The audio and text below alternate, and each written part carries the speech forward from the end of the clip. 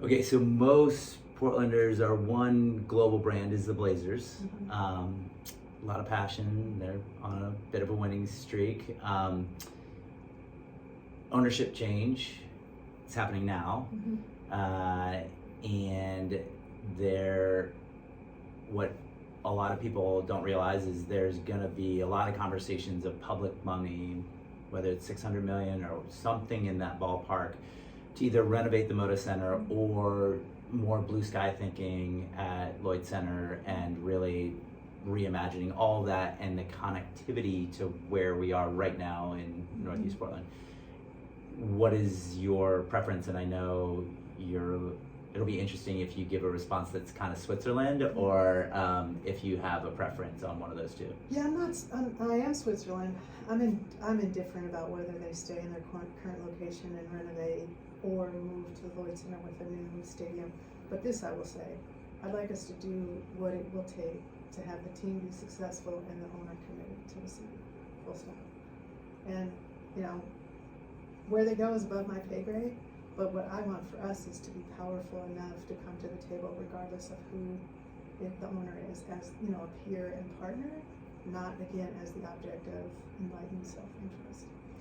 So the tangible, we know we will have succeeded as a city, Portlanders, with the Blazers if they sign a 25, 50 year commitment that has real ramifications if they move the team. Blazers are so important for North and Northeast Portland. There are very few, as far as I can tell, one city street named after a Black person who actually lived here, and that's Drexel.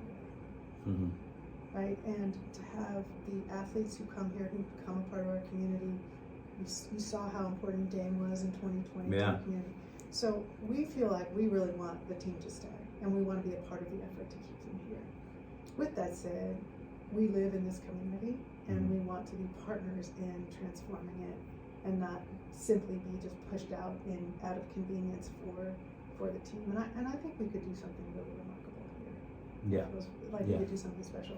Now, I think the big challenge in what they ultimately end up doing won't be what we're doing. I think it will have to do more with the Memorial Coliseum and how that will work. So we're just going to sit and wait to be good partners with whomever shows up and use our resources to help support them. I would think that regardless of which of those locations they go to, having a beautiful grand silo and access to the river will definitely help in either case. Yeah.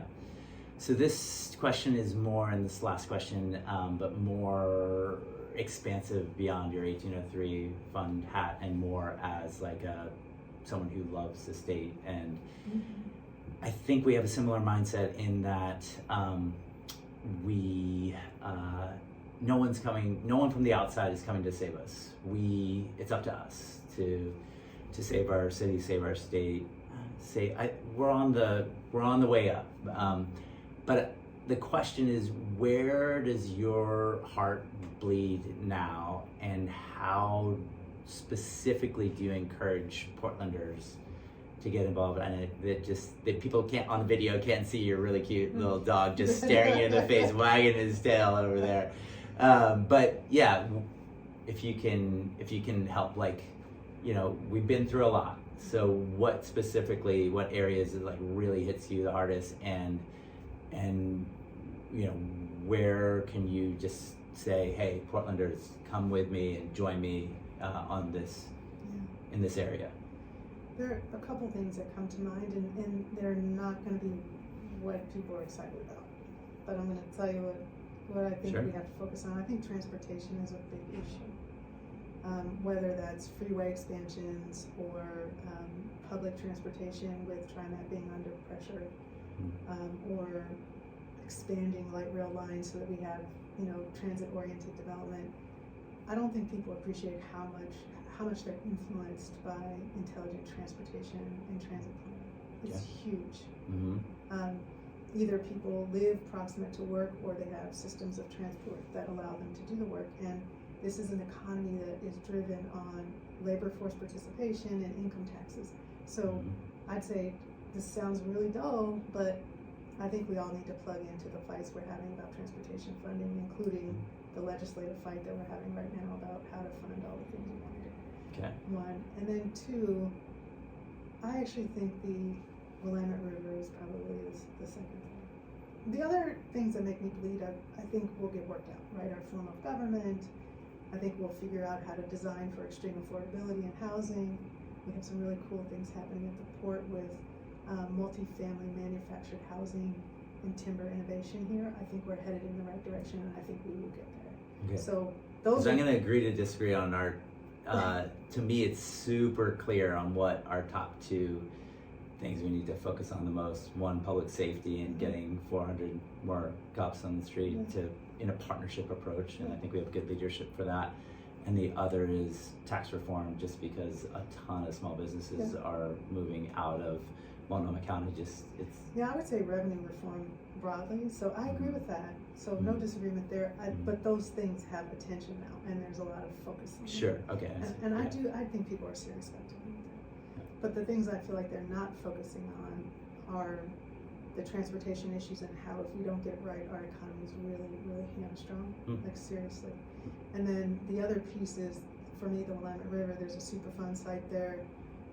We don't often understand how fresh water impacts our economy, our lifestyles, recreation. And so, rationalizing the cleanup of the river, access to the river, and our identity as being river people, I actually think that's something that we really need to focus on, which is a part of why we bought the Riverside, is that we wanted a seat at the table in discussion about what we will do with excess fresh water that will flow off the mountains because it's warmer. What do we do with that? How do we manage the intersection of fish habitat and human habitats? Again, I'm thinking in 1,000-year increments. So for people who are thinking very long term, I can see that our transportation systems and good stewardship of our natural resources will be really important things for the future, maybe out more than 20 years. But I think we will get to those meetings. I learn something new every time I talk to you. It's amazing. And thanks so much. Any parting thoughts before we sign off? I do. I think that it's time for folks in Portland to get serious about leadership. How so? I think we need to pay attention to who we elect, and we have to set expectations for those who are elected to lead and be brave and have integrity. These years, while we are out of favor with our federal government, I think is a fair statement, is the time for us to be working hard to be prepared for a change in leadership where we have a more favorable funding framework. So the transportation planning, this is a great time to get those plans in place. So this is the time for us to lock arms and establish a vision and start to move forward. It's really not the time for us to have unserious leadership, uncommitted leadership, or structures that are not important. And ultimately, this is the voters. And I want to say to Portlanders, it's time for us to really get serious, not just about voting the verb, but your vote, the now. And it's time for principled leadership. Love it. Well, thanks for being here. Let's do this. All right. Cheers.